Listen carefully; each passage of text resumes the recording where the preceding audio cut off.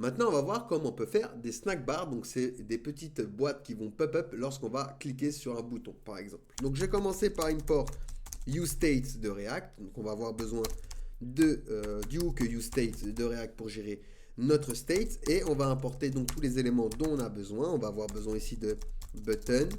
On va avoir besoin également de snack bar. On va avoir besoin également d'icon button. Donc pour afficher une icône de bouton, d'accord? Donc ça vient de @mos/material.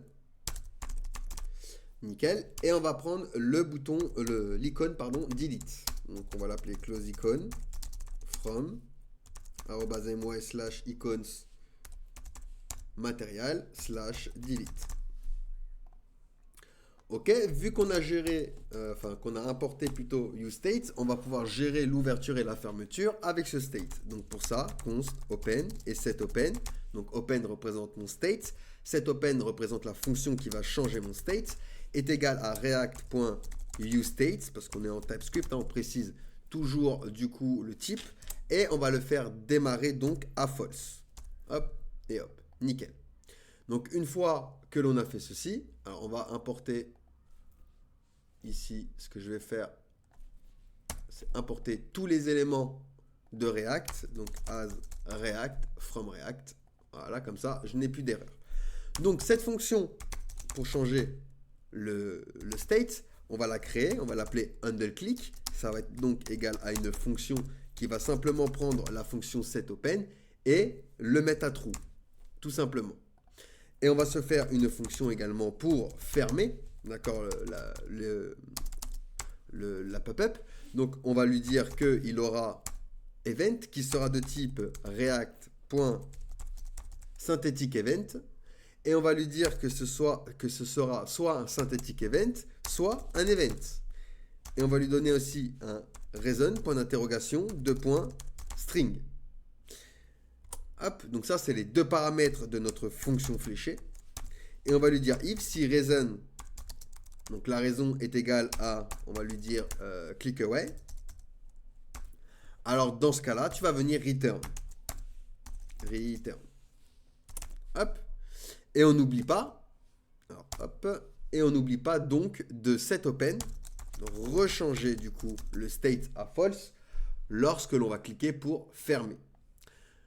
Ensuite, ce qu'on va faire, donc on va se créer un autre composant, on aurait pu le faire à part, mais ici on va le faire ici, on va l'appeler action, est égal à, donc on ouvre nos React fragments, oups, hop, on était en bas, on ouvre nos React fragments, nickel, hop, et ici donc, je vais pouvoir rentrer mon bouton, donc ici on va lui mettre cliquer, par exemple, on va lui donner une couleur, secondary, par exemple, une taille, size, on va lui donner une taille small et un one click. Donc ici, on va lui donner notre handle close, à notre petit bouton. OK? Alors, c'est small. Ensuite, on va afficher notre icône, icon button. Et ce sera donc notre close icon. À qui on va lui donner une font size small. Pour avoir notre bouton small. Donc ensuite, bon là on voit rien, c'est normal. Ensuite, ce qu'on va faire, c'est qu'on va rajouter des attributs à notre bouton. Pareil, une taille. On va le rendre cohérent, donc small. Un label, aria label. Donc ici, ce sera pour fermer, donc on va lui dire tout simplement close. Color, on va lui dire inherit, donc herit, inherit, donc hérite de ton parent. Et un one click, donc même histoire. Handle close, la fonction que l'on a créée juste en haut. Une fois qu'on a fait ceci, donc ça va être notre bouton d'action pour fermer du coup notre pop-up. Et ce que je vais faire ici maintenant dans ce return là, je vais retourner une div. Alors hop, on aurait pu laisser la div ici. Hop, je vais retourner une div avec un bouton. Button.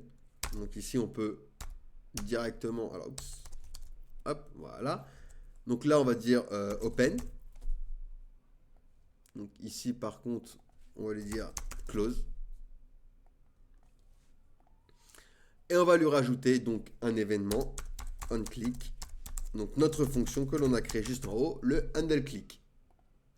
Et je vais rajouter l'élément qui va apparaître grâce à snackbar.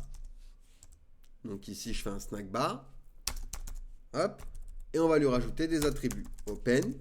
Donc on lui place notre state. Open. On va lui placer un auto hide duration. Donc, combien de temps il va s'afficher? Donc 6000 millisecondes qui correspond à 6 secondes. OnClose.